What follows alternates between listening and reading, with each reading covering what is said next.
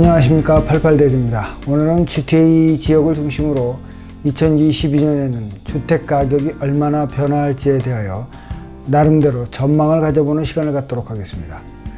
2021년 올해 GTA 주변의 주택가격이 브람턴 그리고 듀란 반 등 많게는 30% 이상 오르고 토론토 지역은 7% 정도 올랐다고 합니다. 그동안 집값이 오른 이유는 모두가 아는 바와 같이 2020년 3월부터 시작된 팬데믹으로 재택근무가 시작이 되고 도시 인구가 시외로 급격히 빠져나가면서 시작되었는데요. 처음에는 해밀턴, 오샤와 등의 집값이 뛰고 그 도미노는 올해 대서양 지역의 몽튼이라든가 헬리팩스까지 퍼져나가 전 캐나다의 집값이 상승하였다고 합니다. 집값이 오르는 직접적인 원인은 안전하면서 넓고 쾌적한 재택근무 환경을 원했던 밀레니얼 세대의 집 구매 돌풍이라고 봅니다만, 이런 와중에 GTA의 외곽에 싼 집을 공략하는 투자자들이 생겨나고 여기에 백신 접종으로 해외 문호가 개방되면서 이민자들이 유입이 되고 여기에 캐나다 밀레니엄 세대가 소유와 투자의 수단으로 주택을 선택함에 따라 공급이 현저히 부족한 상태를 지속적으로 유지시키는 동력으로 작용해 결국 주택가격이 급상승되고 있다고 생각합니다. 인플레이션만큼 떨어지는 화폐 가치를 주택으로 보존하고자 하는 똑똑한 사람들의 투자 심리가 작용한 것이죠. 특히 GTA 지역의 주택 공급의 핵심인 콘도에 대한 투자 마인드가 코비드 팬데믹으로 변화되면서 너도나도 희소가치가 많은 단독주택으로 몰린 것이 주택가격 상승을 폭등 수준으로 끌어올리지 않았나 생각하고 있습니다. 그러면 2022년에도 이러한 기조가 계속될까요? 현재의 흐름으로 보면 당분간 지속될 가능성이 높아 보입니다. 그 이유는 주택시장의 매물 리스팅이 한 달치 재고 이하로 형성되고 있다 보니 계속 셀러 마켓으로 갈 가능성이 많기 때문입니다. 하지만 치솟는 물가로 인플레이션이 4.7% 이상 상승하고 있고 너무 오른 집값을 안정화시켜야 한다는 정부로서는 금리를 올려서 물가를 잡아야만 하는 상황에 직면하고 있습니다. 한편으로는 자영업자를 비롯한 일부 망가진 경제를 복구해야 하는 현실적 대응도 해야 하는 정부 입장에서는 금리 인상 카드를 잘못 휘둘렀다가는 늘어난 가계부채에 충격을 줄 수도 있다 보니 지금까지는 집값이 자정되기를 기다리고 있는지 모르겠습니다. 중앙은행은 인플레이션을 잡기 위해 내년 4월부터 금리 인상을 단행한다는 엄포를 주고 있고 풀린 돈도 걷어들이는 테이퍼링 작업을 진행하고 있다고 봅니다. 금리 인상에는 두 가지 시나리오가 있는데요. 첫 번째는 현재 0.25%의 금리를 2022년 4분기부터 2026년 중반까지 2%로 천천히 끌어올리는 안입니다. 느리면 모든 가계가 인플레이션 부담을 져야 하는데 반해 몰기지 상환은 최소한의 증가가 이루어집니다. 문제는 인플레이션을 해결할 가능성은 없어 보인다는 거죠. 그러다 보니 공격적 금리 인상 시나리오, 즉 2022년 3월부터 2023년 중반까지 2%대로 끌어올려 인플레이션을 잡는 대안이 유력해지는 모양새입니다. 문제는 가계부채가 2019년 4분기부터 2021년 3분기 사이 1930억 달러가 늘어나면서 총 2조 5천억 달러가 되었고 몰기지 부채가 가계부채의 68.7%에 달하는 상황에서 가계부채 상환이 심각하게 늘어나게 되면 경제가 힘들어질 수 있다는 것입니다.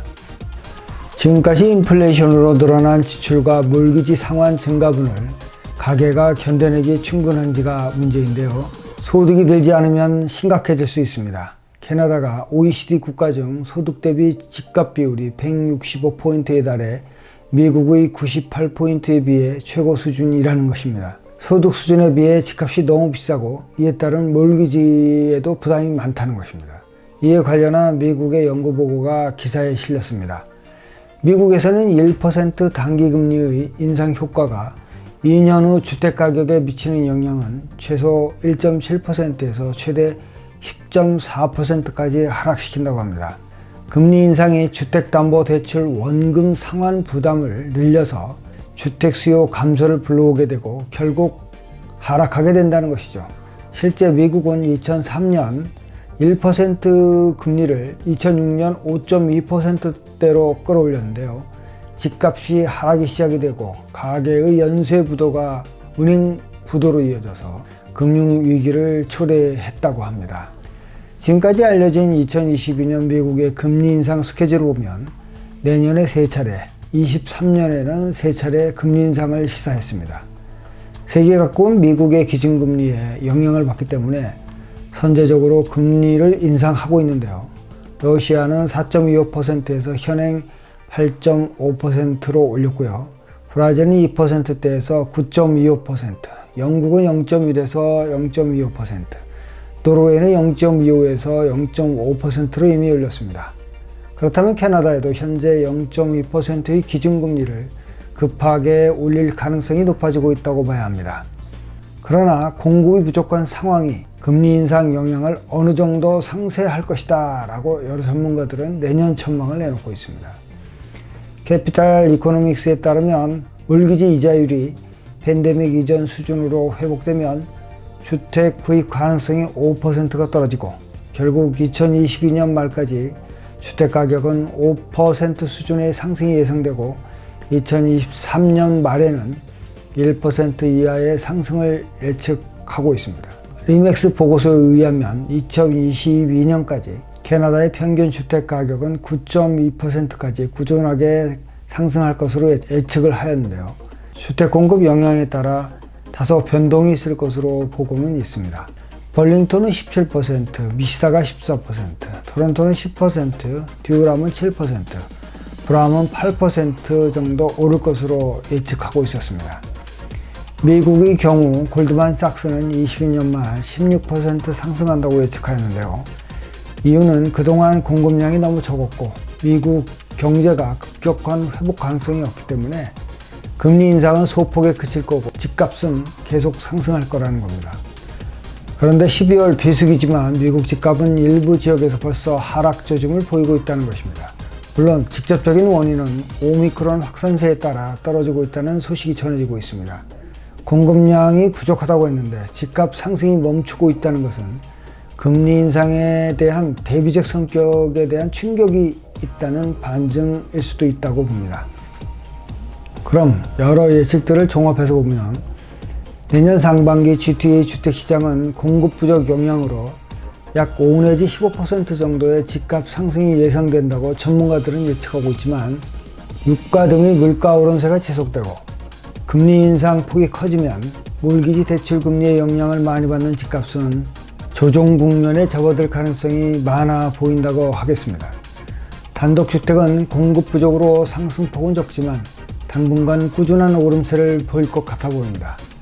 분양주택과 콘도는 물가 상승으로 높은 분양가를 지속할 것 같고 단독주택 가격이 밀리언 시대에 돌입하면서 상대적으로 저렴한 GTA 외곽 지역 주택이나 리세일 콘도의 가격이 오를 가능성이 많아 보입니다. 당장은 오미크론 여파로 콘도는 인기가 덜하다가 봄, 여름 시기에 오미크론 확진자 수 감소와 맞물려 도시 유입 인구가 늘어나면서 콘도 가격은 2자리 이상 뛸 것 같은 생각이 듭니다. 여기에 단독주택의 높은 장벽으로 선택의 여지가 없는 젊은 세대가 동시에 몰려들면 리세일 콘도 매물의 분기 현상이 나타날 거라고 봅니다. 지금 집이 필요하다면 리세일 콘도에 집중할 필요가 있다고 저는 생각을 합니다. 실제 쓸만한 매물은 며칠 사이에 사라지고 있다는 소식을 전해 듣고 있기 때문입니다. 여기에 중국의 헝다그룹의 파산에 영향을 받고 있는 중국과 홍콩의 다국적 건설사들이 캐나다 건설 시장에 어떤 충격을 줄 것인지 조마조마합니다. 제가 보기에는 당분간 콘도 분양 시장은 높은 분양가로 보수적인 접근이 예상됨에 따라 3, 4년 후 공급에 영향을 줄 것이고 결국 현 시점에서 리세일 콘도 구입은 2, 3년 뒤 현재 콘도 분양가 수준 이상의 상승을 기대할 수 있을 것으로 예상을 해봅니다. 저의 내년도 예측은 지금까지 저의 경험을 기초한 것으로 여러분의 결정에 조금이나마 도움이 되셨으면 좋겠습니다. 다음은 집을 사기 위해 현장에 뛰어들면 알게 되는 진실에 대해서 말씀드리도록 하겠습니다. 시청 감사합니다. 구독 부탁드리겠습니다.